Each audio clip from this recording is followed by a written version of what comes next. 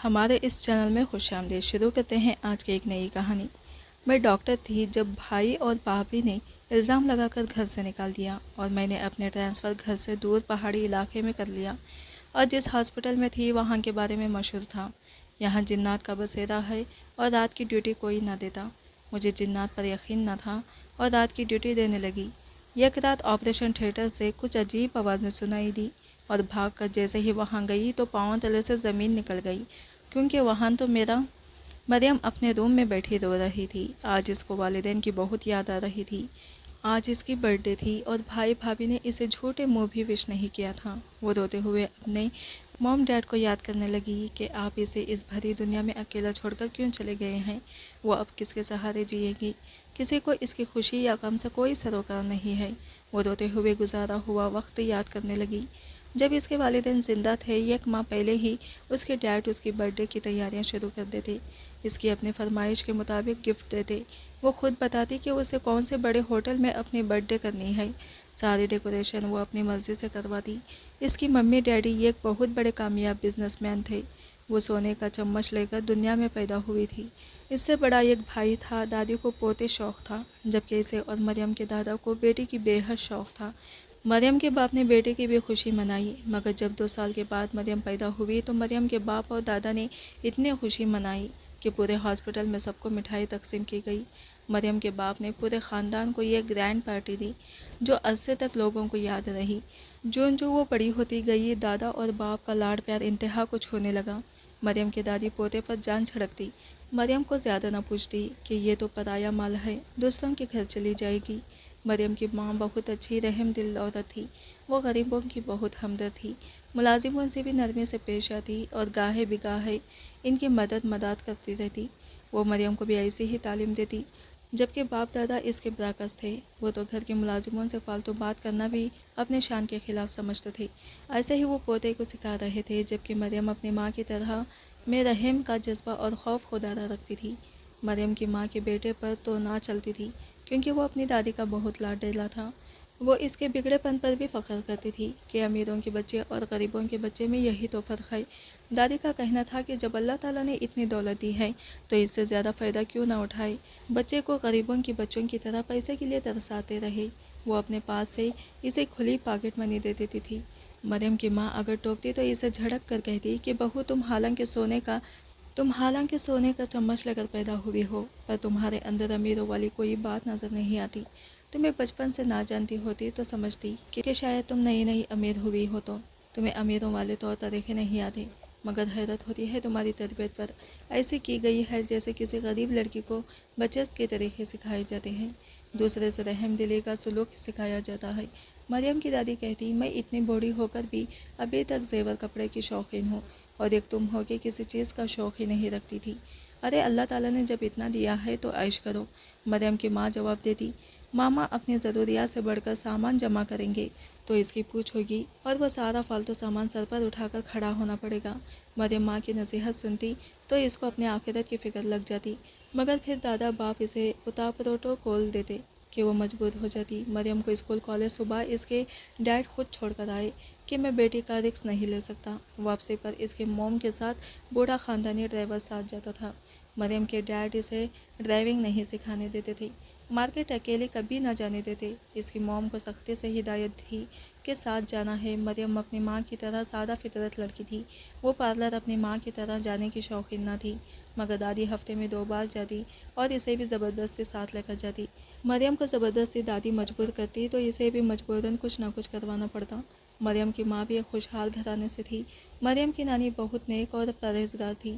مریم کی ماں کی شادی جب مریم کے باپ سے ہوئی تو ساس بہت ماڈرن خیالت کے تھے۔ اس کے ساس کے آگے نہ چلتی، ویسے اسے ساس تنگ نہ کرتی، مگر اس کی سادگی سے اسے مسائل رہتا۔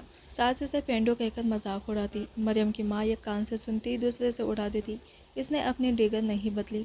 مریم کی ماں نے شوہر کو صاف الفاظ میں کہہ دیا کہ آپ کی ماما جو مرضی کریں، مگر مجھے ان فضول فیشن کے لیے مجبور نہ کریں۔ شوہر نے کہا کہ مجھے تم سے یا تمہارے تیور اتوار سے کوئی مسئلہ نہیں ہے، تمہاری سادگی ہی مجھے پسند آئی تھی۔ مریم کی ماں کی بیک اسٹورنگ تھی، اس لیے اس پر ساس زور زبردستی نہیں کر سکتی تھی۔ دادی نے پہلے ہوتے پر جان چھڑکتی تھی اور پوتے کو اتنی لفٹ نہیں کراتی تھی۔ جو جو مریم بڑی ہوتی گئی وہ بہت خوبصورت سی بچی لگتی، ہر کوئی اسے پیار کرتا، وہ باتیں بھی بہت پیاری اور سمجھداری کی کرتی۔ دادی کا بھی دل پگھل گیا اور دادی نے اس سے دوستی بنا لی، وہ ہر جگہ اسے ساتھ لے جاتی۔ مریم کو ماں سادگی اپنانے کا کہتی اور دادی ماڈرن بننے کا۔ آخر دادی بزرگ کی اہمیت کی وجہ سے جیت جاتی، بہو ان کے ساس کے رتبے کی وجہ سے ہار مان لیتی، لیکن خفیہ خفیہ اس کے کانوں میں اچھی باتیں ڈالتی رہتی۔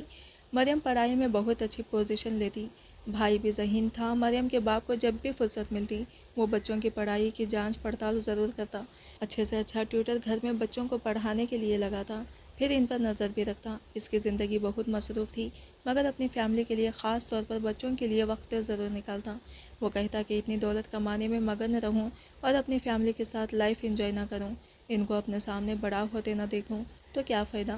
وہ اکثر اسکول میں بھی چکر لگاتے رہتے اور اپنی بیوی کو بھی اسکول بریویک بھیجتے تاکہ بچوں کی سرگرمیوں کی خبر رہے۔ وہ کہتے ہیں کہ جو والدین ٹیچرز کے پاس زیادہ جا کر ان کے بارے میں پوچھتے ہیں تو ٹیچرز بھی ان بچوں پر خاص توجہ دیتے ہیں۔ مریم کی ماں اتنا جانتی تھی کہ سب ٹیچرز اسے پہچاننے لگی تھی کہ یہ مریم کی ماں ہے۔ مریم کی ماں کی گفتار بھی اچھی اور بہت گریسفل پرسنالٹی کی مالک تھی، ٹیچرز اس سے مل کر خوش ہوتی۔ مریم کی ماں کو ساس پنڈو کہتی، اپنے جیسی ماڈرن ایج فیلوز بوڑھیوں سے اسے ملواتے ہوئے شرم آتی کیونکہ ان کی بیویاں بہت ماڈرن لباس میں ملبوس ہوتی، مگر مریم کی ماں کے سارے خاندان میں عزت تھی، سب اس کی تعریف کرتے۔ مریم کی دادی کبھی حیرت سے پوچھتی کہ ان کی اپنی سہیلیاں بھی مریم کی ماں کی تعریف کرتی تھی کہ تم بہت لکی ہو جو ایسی بہو ملی ہے۔ مریم نے ڈاکٹر بننے کی خواہش ظاہر کی، ماں نے بہت تعریف کی اور حوصلہ بڑھایا۔ دادی نے قیامت مچا دی کہ ہمیں کس چیز کی کمی ہے کہ بچی کو ایسے شعبے سے منسلک کر دیں جس میں دن رات لوگوں کی یہ کایا کی طرح خدمت کرنی پڑے، ہر وقت چیر پھاڑ کرتی رہیں۔ ڈاکٹر میں اور قصائی میں مجھے کوئی فرق نہیں لگتا۔ مریم کے باپ نے بھی بہت احتجاج کیا مگر اس بار مریم کی ماں سب کے آگے ڈٹ گئی کہ وہ بیٹی کی خواہش ضرور پوری کرے گی، وہ ایک مقدس پیش کو اپنانا چاہتی ہے، دکھی انسانوں کی خدمت کرنا چاہتی ہے۔ جب مریم کے باپ نے دیکھا کہ دونوں بیٹی اب پیچھے نہیں ہٹ رہی ہیں تو انہوں نے کچھ شرائط رکھ دی کہ مانو تو تب تمہیں میڈیکل کالج میں داخلہ دلوا دوں گا۔ انہوں نے پوچھا کہ کیا شرائط ہیں؟ مریم کے باپ نے کہا کہ ڈاکٹری کرنے کے بعد کوئی نوکری نہیں کرے گی، اس کو اگر بہت شوق ہوا تو میں اس کے لیے ایک شاندار ہاسپٹل بنوا دوں گا جہاں یہ صرف چکر وغیرہ لگایا جایا کرے گی، وہاں خود کوئی کام نہیں کرے گی۔ مریم اور اس کی ماں نے ساری شرطیں مان لی۔ باپ مریم کو چھوڑنے خود جاتا، کبھی اسے ملک سے باہر بزنس ٹور پر جانا ہوتا تو ہمیشہ بیوی اور بیٹی کو ساتھ لے کر جاتا۔ اگر کبھی مریم کی شادی کی بات آتی تو مریم کا باپ تڑپ کر بیوی سے کہتا، اوپر خدا ہے نیچے میری بیٹی، دنیا ادھر سے ادھر ہو جائے تو کبھی اپنی بیٹی کو اپنے سے جدا نہیں کروں گا، اس کی شادی نہیں کروں گا، یہ میرے اپنے جگر کا ٹکڑا دوسروں کو کیسے دے دوں، نہ جانے وہ اس کے ساتھ کیا سلوک کریں گے، میں اس کے بغیر نہیں رہ سکتا۔ مریم کی ماں غصے سے کہتی، کیسے اس کی شادی نہیں کریں گے آپ بھی تو کسی کی بیٹی لے کر آئے ہیں نا، میں بھی تو کسی کی بیٹی تھی، وہ تب بھی یہی کہنا، میں تو اپنی زندگی میں اس کی شادی کرنے والا نہیں ہوں، چاہے دنیا ادھر کی ادھر ہو جائے۔ مریم ان کی بحث بڑے شوق سے سنتی اور اپنے باپ کے گلے میں باہیں ڈال کر کہتی، ڈیڈ میں کبھی شادی نہیں کروں گی اور کبھی آپ کو چھوڑ کر نہیں جاؤں گی، میں خود بھی بھلا آپ کے بغیر کیسے رہ سکتی ہوں۔ ماں غصے سے چل پڑتی۔ مریم کے دادا کی طبیعت کافی دنوں سے خراب تھی، وہ ہاسپٹل نہیں جانا چاہتے تھے۔ مریم کے والد گھر میں ہی ڈاکٹر کو بلا کر دکھا رہے تھے مگر ان کی طبیعت سنبھلنے کی بجائے اور بگڑتی جا رہی تھی۔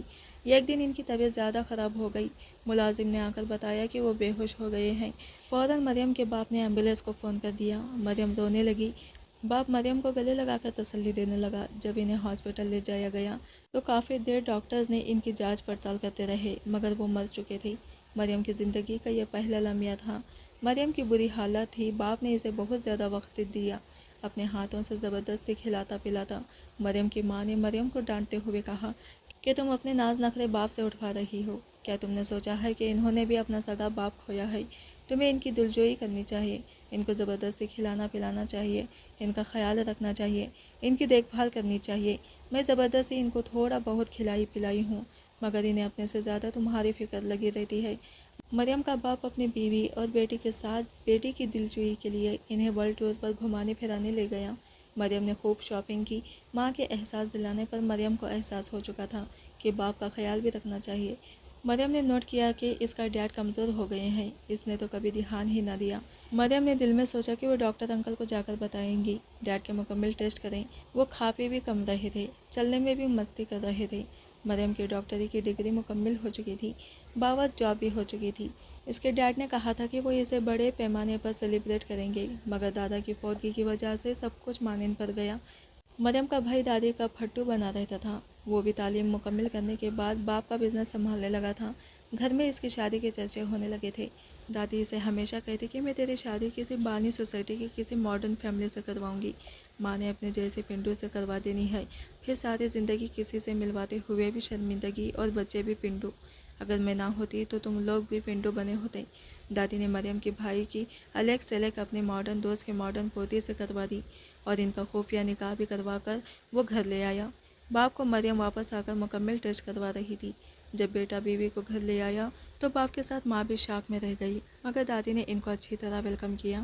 اب وہ اس گھر کی عزت ہے۔ دادی نے لڑکی والوں کو بلایا، انہوں نے ناراض ہونے کا ڈرامہ کیا، لیکن اصل میں وہ ساتھ دادی کی اس شادی کرانے میں ملے ہوئے تھے۔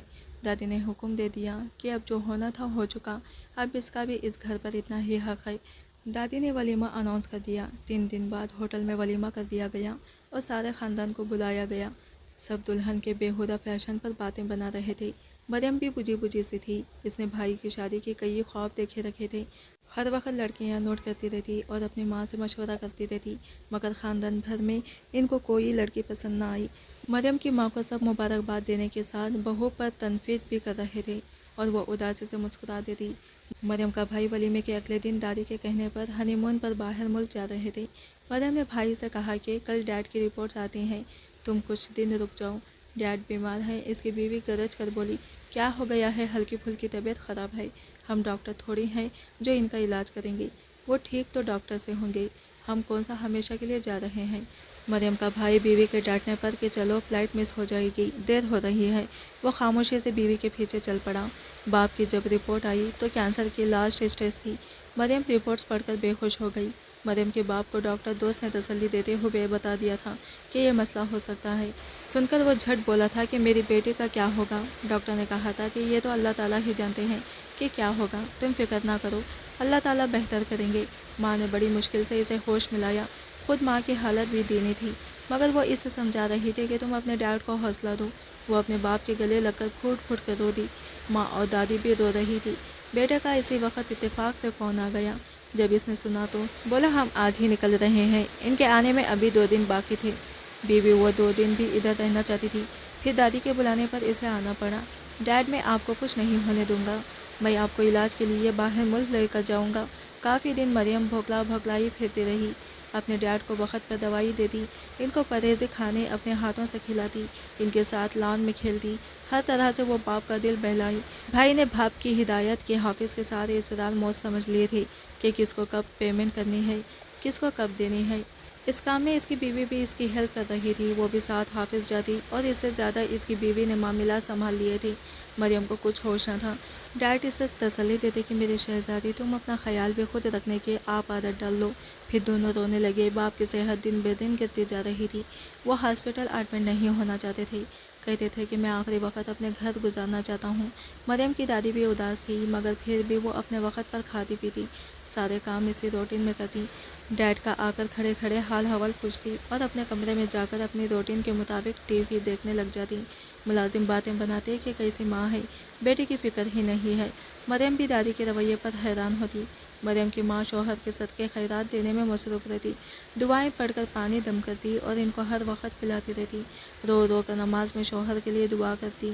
جب بھی پاس پڑتی اس کے آنسو نہ تھمتے، کبھی بیٹی کو نصیحت کرتی کہ میرے بعد ایسا نہ کرو، ویسا نہ کرو، حوصلے میں رہنا، اپنے آپ کو خود ہی سہارا دینا، اب تم نے اپنا خود سنبھالنا ہے اور اپنا سارا خود بنانا ہے، اللہ تعالیٰ کے سوا اب تمہارا کوئی سہارا نہیں، مشکل وقت میں گھبرانا نہیں۔ بھائی بھی اب شادی شدہ ہو گیا ہے، دادی بھی اب بوڑھی ہے، ان کی بھی دیکھ بھال اب تم نے کرنی ہے۔ وہ اکتائے ہوئے لہجے میں کہتی، مام آپ ہر وقت ایسی باتیں کیوں کرتی رہتی ہیں؟ آپ ہیں نا میرے ساتھ، پھر مجھے کس کی کیا ضرورت ہے بھلا؟ وہ نظریں جھکا کر بولی، میں بھی کیا پتا تمہارے ساتھ نہ رہوں۔ مریم نے گھور کر انہیں دیکھا اور گلے لگا کر چومتے ہوئے کہا، اللہ نہ کرے۔ سارا خاندان مریم کے باپ کو دیکھنے آ رہا تھا۔ مریم کا باپ سب کو شکایت لگاتا کہ میری بیوی پاگل ہو رہی ہے، اس کو کوئی سمجھائے کہ یہ بیمار پڑ گئی تو ہم سب کیا ہوگا؟ اپنا خیال بھی رکھا کریں، کچھ آرام بھی کر لیا کریں۔ وہ کہتی، آرام کا وقت نہیں ہے۔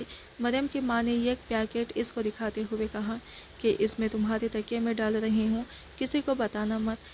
وہ لاپرواہی سے بولی، اوکے مام۔ رات کو ماں سوئی، صبح ہو گئی، وہ اٹھی ہی نہیں۔ ملازمہ نے بتایا کہ بیگم صاحبہ بے ہوش لگ رہی ہیں۔ بیٹے نے ڈاکٹر کو فون کیا اور ساتھ ہی ایمبولینس منگوا لی۔ مریم رو رو کر ماں کو جھنجھوڑ رہی تھی۔ افراتفری مچ گئی تھی۔ ڈاکٹر نے کنفرم کر دیا کہ یہ 2 گھنٹے پہلے فوت ہو چکی ہیں۔ پھر بھی آپ انہیں ہاسپٹل لے جا کر کنفرم کر لیں۔ جب ہاسپٹل لے جایا گیا تو ڈاکٹروں نے اچھی طرح چیک کرنے کے بعد ان کو مردہ قرار دے دیا۔ مریم بار بار بے ہوش ہو رہی تھی۔ رشتہ دار عورتیں ان کو ہوش میں لانے کی کوشش کر رہی تھی۔ مریم کے باپ کی حالت خراب ہو رہی تھی۔ اسے ہاسپٹل لے گئے۔ ابھی بیوی کا جنازہ پڑا ہوا تھا کہ وہ بھی اس دنیا کو چھوڑ گئی۔ ایک ساتھ 2 جنازے پڑے ہوئے تھے۔ مریم رو رو کر کبھی باپ کو چارپائی پر جا کر روتی، کبھی ماں کی۔ وہ بھائی کے گلے لگی، وہ بھی رو رہا تھا۔ دادی کرسی ڈالے بین کر رہی تھی، ہر آنکھ اشکبار تھی۔ جنازے ایک ساتھ اٹھائے گئے تو مریم نے رو رو کر فریاد کی کہ ان کو میں نہ جانے دوں گی۔ چارپائی پکڑ لیتی، بڑی مشکل سے اسے ہٹایا گیا تو وہ بے ہوش ہو گئی۔ رشتہ دار اسے ہاسپٹل لے گئے۔ ادھر اس کو ڈرپ لگا دی گئی اور جب ہوش میں آئی پھر روتی چیختی۔ ڈاکٹر انکل نے اس کو بہت دیکھ بھال کی۔ نرس ایک دیکھ بھال کے لیے مقرر کر دی۔ 2-3 دن وہ ہاسپٹل میں رہی۔ دوسرے دن بہو نے کھل کبا کر سب رشتہ داروں کو کہہ دیا کہ آپ لوگ بھی مصروف ہیں اور ہم لوگ بھی، اسی لیے 40واں آج ہی ہوگا۔ رشتہ دار بھی سب چلے گئے۔ بھائی ڈاکٹر سے فون کر کے بہن کا حال پوچھ لیتا۔ ادھر وہ بہت مصروف تھا، کبھی روتا تو دادی تسلی دے دیتی، بیوی تو اسے کاموں میں لگائے رکھتی۔ ڈاکٹر انکل اسے اپنے گھر لے گئے کہ ابھی تم گھر نہ جاؤ، تمہارا غم کا زخم ابھی تازہ ہے، گھر میں جاؤ گی والدین نظر آئیں گے تو پھر طبیعت بگڑ جائے گی۔ ڈاکٹر انکل کے اس ڈیڈ کے دوست تھے، ان کی بیوی اور وہ اکیلے رہتے تھے، ان کے بچے باہر ملک میں شادیاں کر کے رہتے تھے۔ ڈاکٹر انکل کی بیوی نے مریم کو بہت سہارا دیا، اس کو کافی حد تک بہلایا۔ وہ جب گھر گئی تو دادی سے مل کر بہت روئی۔ بھائی نے پیار سے تسلی دی اور چپ کروایا۔ اس کی بیوی نے منہ بنا کر کہا کہ یہ کیا مصیبت ہے، کیا گھر میں ہر وقت ماتم والا ماحول رہے گا؟ اسے کہیں رونا ہو تو اکیلے کمرے میں جا کر رو لے، گھر کا ماحول خراب نہ کرے۔ میری طبیعت پہلے ہی خراب ہے، پریگنینسی ہے۔ دادی ایک دن مریم سے بولی، بیٹی تو کسی ہاسپٹل چلی جا، ادھر یہ تیری بھابھی تجھے کھل کر سانس بھی نہیں لینے دے گی۔ میں کوستی ہوں اس وقت کو جب اس منحوس کو بیا کر لائی۔ بھابھی نے اتفاق سے سن لیا اور بھائی نے بھی چند آخری الفاظ سن لیے کہ دونوں کی بھابھی نے وہ بے عزتی کے ساتھ مریم کا بھائی بھی بولنے لگا اور ناراض ہو کر چلا گیا۔ مریم کے ساتھ بھابھی اور بھائی برا سلوک کرنے لگے۔ دادی بیمار رہنے لگی۔ مریم نے ڈاکٹر انکل کو فون کر کے بتایا کہ دادی بیمار ہیں۔ وہ انہیں ایمبولینس بلا کر ہاسپٹل لے گئے۔ بھابھی نے مریم کو بہت ذلیل کیا کہ ہمیں سب کے سامنے ذلیل کروانا چاہتی ہو، کہ لوگوں کو بلاتی پھرتی ہو۔ مریم نے دبے لفظوں میں کہا کہ بھائی کو بتایا تو تھا۔ یہ سنتے ہی بھابھی نے رکھ کر اس کے منہ پر ایک زوردار تھپڑ مار دیا کہ وہ دور جا گری۔ مریم بامشکل اٹھ کر غمزدہ قدموں سے چلتی اپنے کمرے میں گئی اور جا کر نڈھال سی ہو کر رونے لگی۔ اپنے ڈیڈ کو یاد کر کے فریاد کرنے لگی کہ آپ کی لاڈلی کو کبھی پھول بھی نہیں مارا تھا، آج دنیا اسے کس طرح مار رہی ہے۔ بھابھی کمرے میں آ کر چلانے لگی، یہ مظلومیت کا ڈرامہ کب تک کرتی رہو گی؟ جینا حرام کیا ہوا ہے، رو رو کر نحوست پھیلا رکھی ہے، نہ خود خوش رہتی ہو نہ ہمیں رہنے دیتی ہو۔ سب کے والدین مرتے ہیں، کیا وہ اسی طرح ہر وقت گھر میں شوق پھیلائے رکھتے ہیں؟ نارمل ہو جاؤ ورنہ مجھ سے برا کوئی نہ ہوگا، پہلے ہی میری طبیعت سخت خراب ہے۔ اس کو بالوں سے پکڑ کر اٹھاتے ہوئے بولی، خبردار جو بھائی یا کسی اور کو بتانے کی کوشش کی۔ وہ درد سے چلائی کیونکہ بھابھی نے اس کے بالوں کو زور سے کھینچا ہوا تھا۔ وہ تڑپتے ہوئے بولی، نہیں بتاؤں گی۔ تھوڑی دیر بعد دادی کے مرنے کی خبر آ گئی۔ سارے رشتہ دار جمع ہونا شروع ہو گئے۔ مریم ہے آواز رو رہی تھی۔ سب نے مریم کو تسلی دینا شروع کی اور بہت افسوس کرنے لگے کہ باپ کی لاڈلی آج دادی کو بھی کھو بیٹھی ہے۔ جب جنازہ اٹھانے لگے تو مریم نے چارپائی پکڑ کر دہائی دی کہ میں اپنی دادی کو نہیں جانے دوں گی۔ بھابھی قریب آئی اور اسے پکڑ کر بناوٹی پیار سے اس کی آنکھوں میں دیکھ کر بولی، میری جان، یہ سب تو ابھی واپس چلے جائیں گے تو ہم ہیں نہ تمہارے اپنے، میں تمہارے بھائی تمہارے بغیر کھانا نہیں کھاتے، بس مت رو، صبر کرو۔ اب میں تجھے کمرے میں لٹا دوں تو آرام کر۔ پھر ملازمہ سے بولی، دودھ کا گلاس گرم کر کے لاؤ، ساتھ کچھ بسکٹ وغیرہ بھی لے آؤ۔ دودھ کا گلاس پلا کر نیند کی گولی کھلا دی، اور ویسے ہی رات بھر رو رو کر تنگ کرے گی، یہ نہ ہو کہ بھائی بھی پگھل جائے۔ ڈاکٹر انکل کی بیوی نے اسے کہا کہ چلو آج ہمارے گھر چلو۔ بھابھی جھٹ سے بولی، انکل ہم ہیں نا اس کا خیال رکھنے کے لیے۔ مریم نے بھی ڈر کر جانے سے انکار کر دیا، مگر انکل نہ مانے اور بولے،